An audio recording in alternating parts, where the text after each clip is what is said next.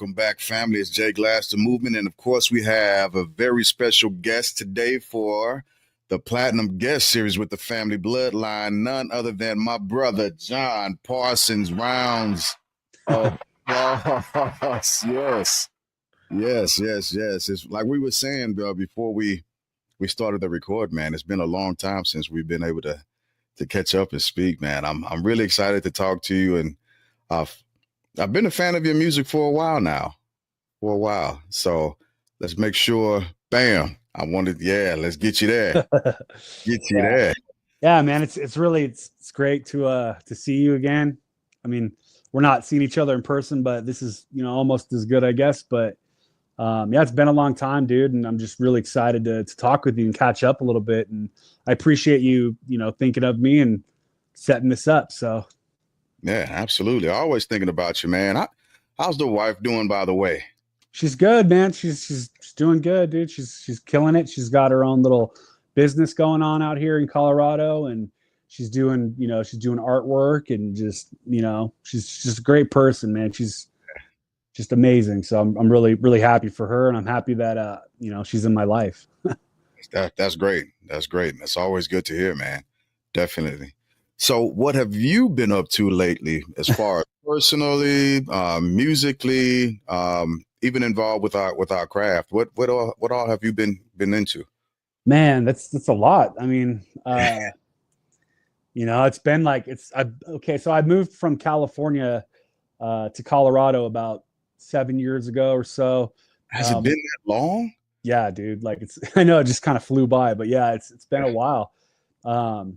And, I kind of wanted something new, wanted to get away from the cost of living in California and just kind of challenge myself and try to start over somewhere different. And, I did pretty good. I mean, I was able to get a job really quick and get a place, and everything was a bit more affordable here and stuff like that. And so I just hit the ground running and, created a cool little environment for myself. And I met an amazing woman and got married. And, so, things have been good. Since I've been here, I think, before I moved out here, I was in a band called Delusia for many years.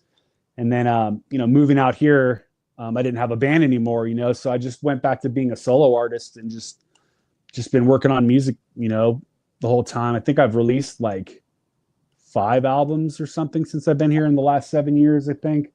Wow. Done a bunch of collaborations and stuff, but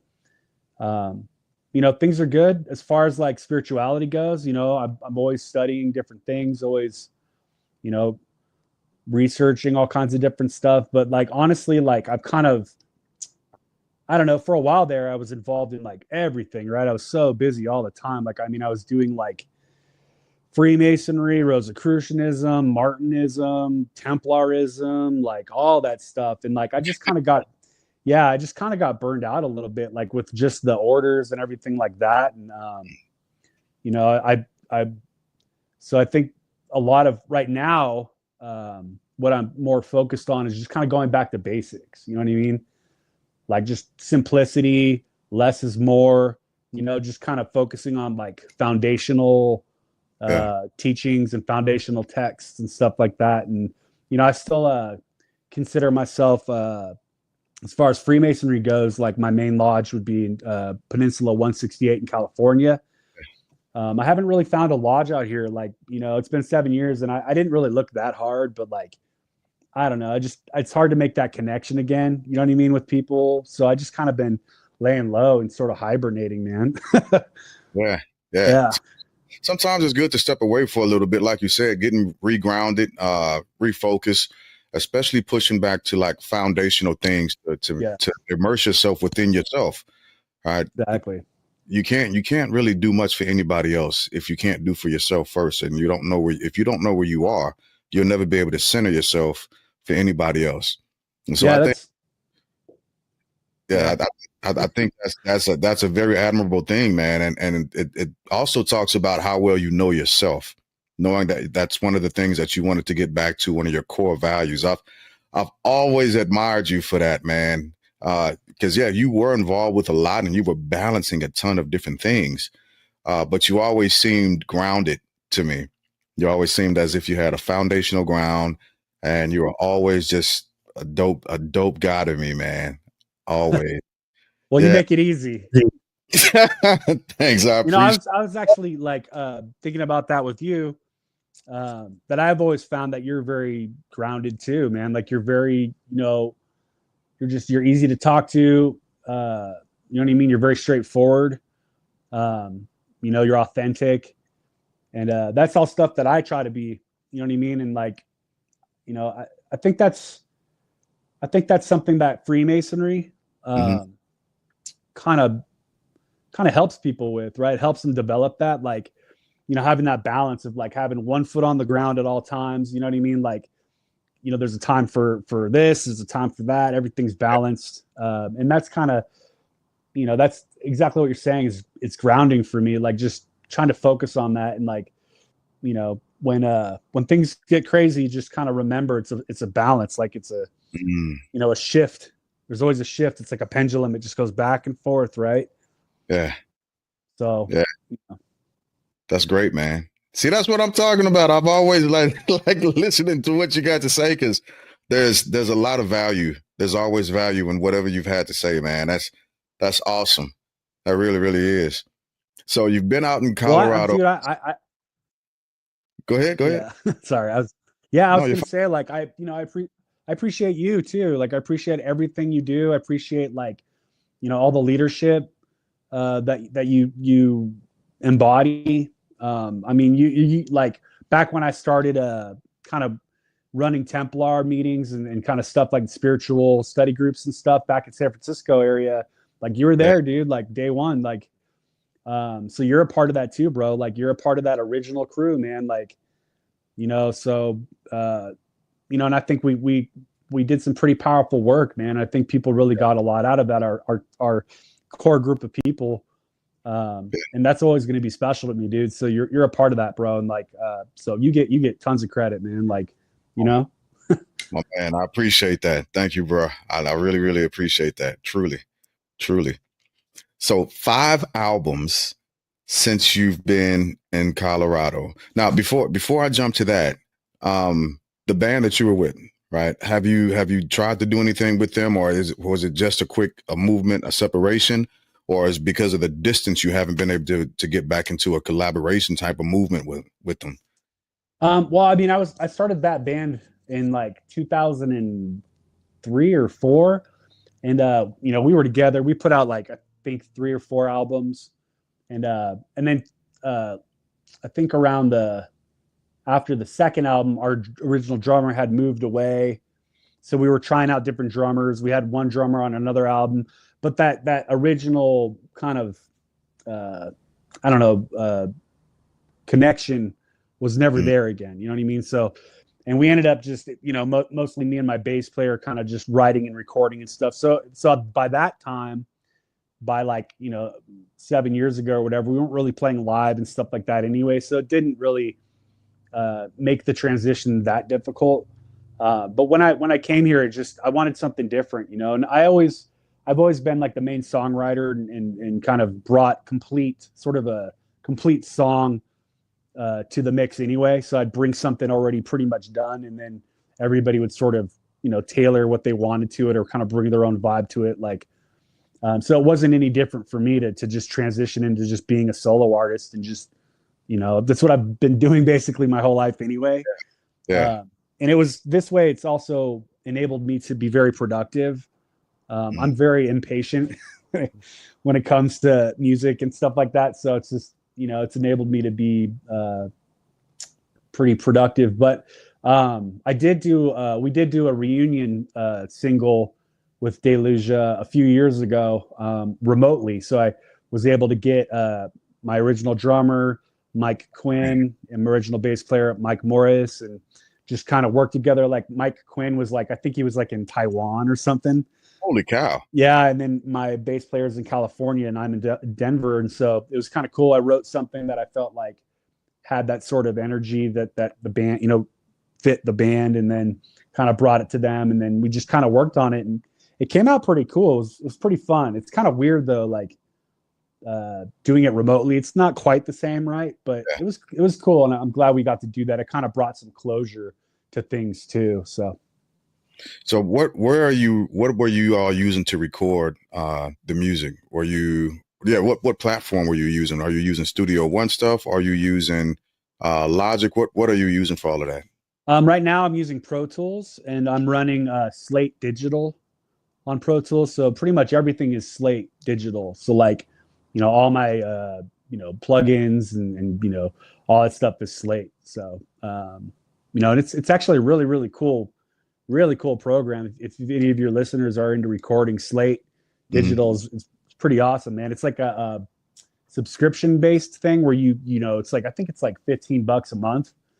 And as long as you have like Pro Tools, you can access like tons of plugins and they have drum programs and samples and all that stuff. So, and also, it was weird because before I moved out here, I was kind of anti Pro Tools and stuff. I had delved into Pro Tools when I was younger, Hmm. and then going to recording albums in the studio. Like I think we recorded 3 albums at Hyde Street Studios in San Francisco, which is like a very prestigious, like famous studio, and everything was Pro Tools and stuff like that. And I tried to get into it, but it just was like it was not user friendly at all at the time. So it kind of killed it for me. And then I just went back to just doing like 4-track, 8-track analog or digital recording, and then just inputting that into my computer and kind of tweaking it that way. But coming out here,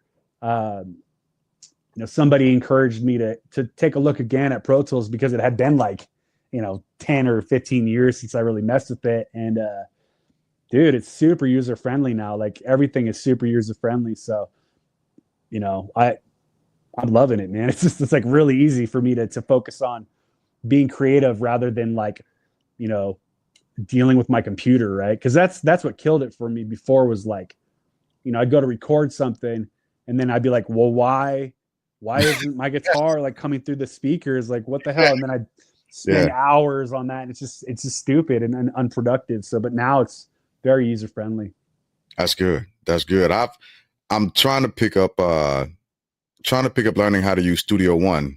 I went to NAM last week or the week before, whenever that was, and Personas had a great booth out there, and they had DJ Jazzy Jeff actually who was talking about how he used Studio One, and then he's using the most recent version, of course. But for as it happens right now, as it stands right now, Studio One is beginning to become my go-to. I've used Logic, and I'm not sold on it so much. Yeah. That's the honest truth. But Studio One it's so simple to me, right? It's so simple that when I figure out how to do something, like my buddy another brother of ours, he took me through some movements on how to correct time signatures, quantizing, and all the other stuff last night. And I was listening to him and watching him do it, and all I could think was, well, that's too easy. I don't know why I didn't think of doing it that way. I couldn't figure it out. So, but yeah, that's my go-to. I'll check out. I'm gonna check out some other software because I do like some of the plugins that we're using on Studio One. It's just I just want to. I'm not committed to one thing. That's all. That's all.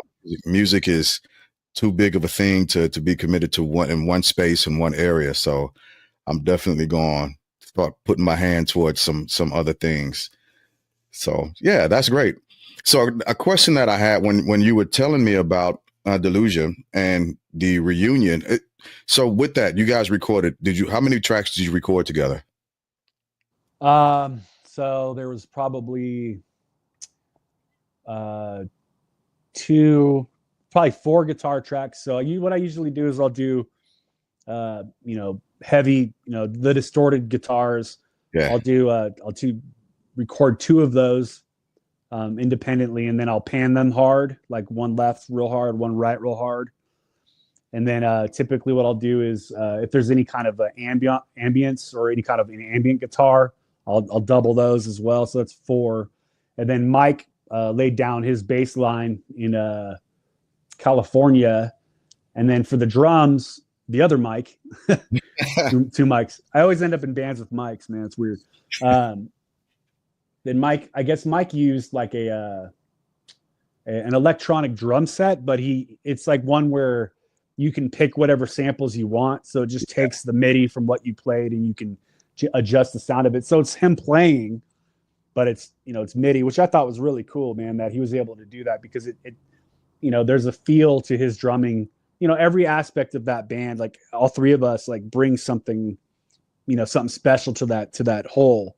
Mm-hmm. So I'm really glad that worked out. So I guess that's, 4, 5, 6 tracks. And then I probably did like, I don't know, a lead vocal track, and then probably doubled that. So like 3 lead vocal tracks, I don't know, probably like 10, 11, 12 tracks. Wow. And where can people find that? Find the music, the albums, so on and so forth. Because I think, honestly, just listening at a progressive stance to your music, you can see the progression of your writing and the progression of your playing as you move through your music. And I think it's artful. I think it's wonderful just watching and listening. And plus, I'm able to watch you from afar, and we have a relationship, right? So I can see the evolution in your music, your lyrics, and listen to it as it's evolving with you as well. So where can people find your music? You could just search Immerser. That's IMMERSER. In Apple Music, iTunes, Spotify. You could type it into YouTube. You can just type it into Google. You'll find me, or just search my name. For Delusia, that's spelled DEILUSIA.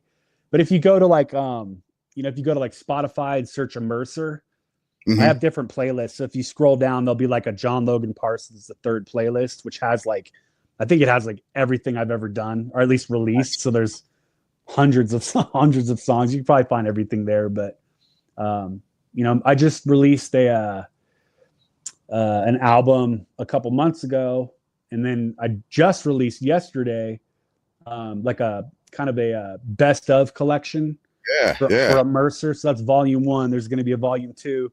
Nice. Usually I think people like will release like a compilation or a best of or greatest hits or whatever, like when they're done. But like I said, I'm impatient, bro. Like I'm like, I like all these songs and I want to make a best of. So I kind of put a best of volume 1, volume 2 is coming. And then after that, I'm just going to, write some more stuff and just keep going, Oh man, I love it. How did you come up with the name Immerser? Where'd that come from? It's kind of double meaning for me, because, well, triple meaning actually. So, immerser is like someone who immerses themselves in things, right? To immerse yourself is like to delve into stuff, right? And so that's kind of how I am as a person. Like no matter what I do, like as long as I'm passionate about it, like I just absorb it, like I just become it. You know what I mean? So it's like whether it's music or art or spirituality or whatever my focus is that at that time I'm really immerse myself. So that's a part of it. And then I love water. You know what I mean? Like water is a big part of my life. The ocean, it's just very sacred to me and very healing for me. So like, the idea of immersing yourself in water or being immersed. And then also, spiritually, St. John the Baptist was also referred to as St. John the Immerser. So like, and that, and he was someone who initiated people or was a teacher. So that kind of resonated with me too at that time, because I was very heavy into spirituality and wanted to be that sort of a, example for people, or try to help them. And so all of those things kind of came together, and that's where it came from. That's great. Yeah, I love it. You have one hell of a style of play. Like your riffs are crazy, bro. You got one hell of a style of play. I love listening to how you chop your acts up. It's beautiful. Where did you cultivate that from? What was your inspiration of learning how to play like that? What guitarist or musicians or whatever, what inspired you to lay it down like that, bro? Because you are crazy good on that thing. Thanks, dude. I mean, I've been playing since I was 8 years old, so I'd hope that I'd be able to be able to Yeah. play it by now. Right. So I don't know. I mean, I started when I was really young. My father was a guitar player. My mother played violin. My brother actually played the drums too a little bit back when he was younger and stuff like that. So I have music in my blood. Mm. And then my father passed away when I was really young. He passed away when I was 4. And, so for me, picking up the guitar at a young age was a way for me to sort of still connect with him, even though he was gone, because it was something I knew he was passionate about. And I think in the beginning when I was learning, I think that's what drew me to it so strongly, and why I would spend so much time with it, because it was kind of a representation of my dad, right? Mm. So I think it really just, I really gravitated towards that. And then I started my first band when I was 10 with some guys in school, and we just made little demos, and we'd play like block parties and stuff like that, and play local rec centers and stuff. And I think, and at that time when I was around, between 10 years old and I don't know, like 14 or 15, I was heavily influenced by like, all the grunge stuff that was going on at that time, Nirvana, Pearl Jam, Sponge, all that stuff. And then the metal too, like Pantera, Sepultura, Metallica, Megadeth. And then even heavier stuff like Morbid Angel, Cannibal Corpse, like, all that. But I'm also inspired by like Prince, or like Michael Jackson, or, just all the stuff I grew up listening to, and then as I got kind of older, I started, I'd go to band practice, and then one of the other guys would be like, oh, we need to take a break, and they'd go play video games or something. I'd be like, can I play your drum set, or can I play your bass? So I would spend time just learning all these different instruments, and through that I learned how to play drums, bass, piano, guitar. And I think, I don't know, like, it's weird because a lot of people, I've actually heard that before, that people say like, when they listen to some of the music I write, that it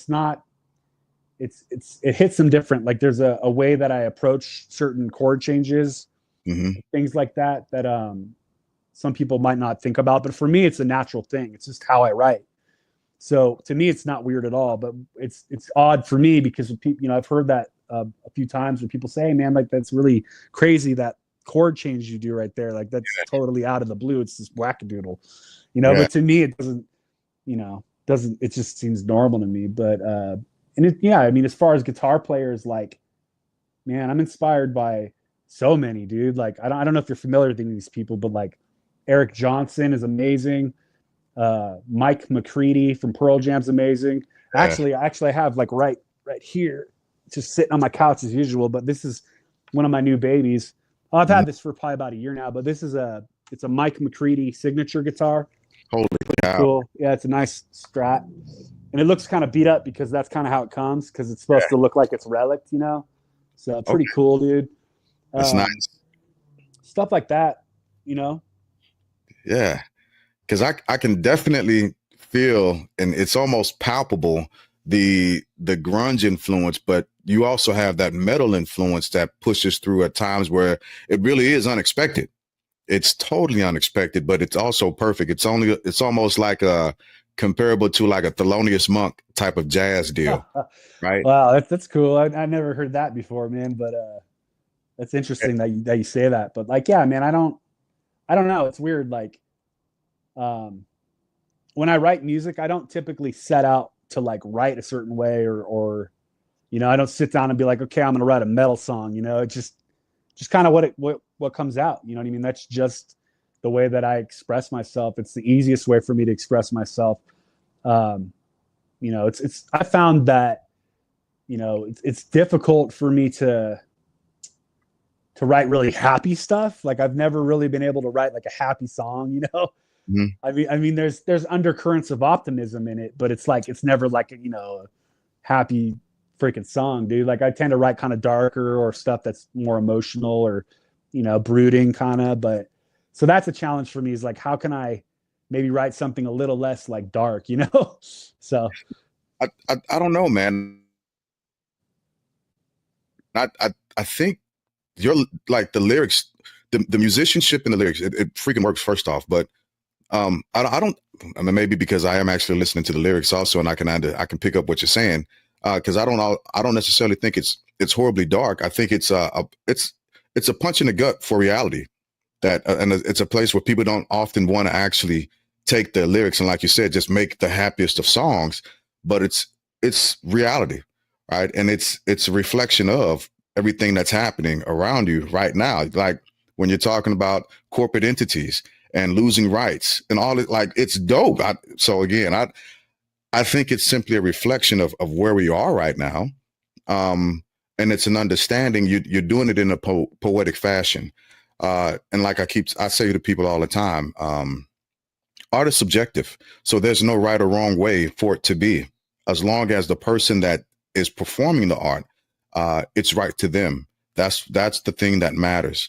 And the way your performative measures with your art, yeah, if it's not right with you, man, we gotta have a different conversation because like your writing style, and I'm gonna ask you about that in a second. Your writing style and the way it marries up to the actual music that you have, absolutely spectacular. I enjoy listening to it, and it's almost to a point to where I want to sit down and analyze how you've come up with certain phrasing to fit a specific part of the song, right? And essentially, what that would go into is a writers guild with music engulfed in music, just to see your process on how you get there, because I think it's fantastic. So with that being said, your writing style, right? How have you developed your writing style throughout the years, and how have you seen it progress, change? Same. You're kind of referring to lyrics, right? Like as opposed to the music. Now we're talking sort of lyrically. Yeah. Okay. Lyrics for me have always been the hardest. You know what I mean? That's always the hardest part for me. And I typically, that'll be the last piece of the puzzle. So, I'll write the music, I'll write the song, I'll lay down all the tracks, all the drums, the bass till it's basically done. Mm-hmm. And then, I'll just listen to that over and over and over again.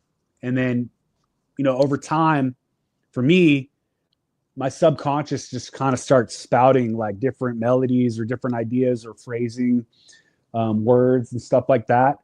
And then what I'll do is just usually, I'll have a notebook and I'll just write, like just whatever, like, you know what I mean? I'll have a certain idea of maybe a chorus or something I want the song to be about or whatever. And then I just kind of write, man. And, and probably like, after I have enough material to pull from writing, like I'll just go through and just chop it up, dude, until it works. You know what I mean? Mm. But that's always been the hardest for me. Like, walking that balance of like, I don't want my lyrics to be like super specific because I feel like it that takes away from the listener being able to like make it their own. Yeah. But then I don't want to be too like, out there. Like, it's just this balance of like, trying to be a little cryptic, but also not, so there's that balance for me. And then, honestly, like rhyming for me too.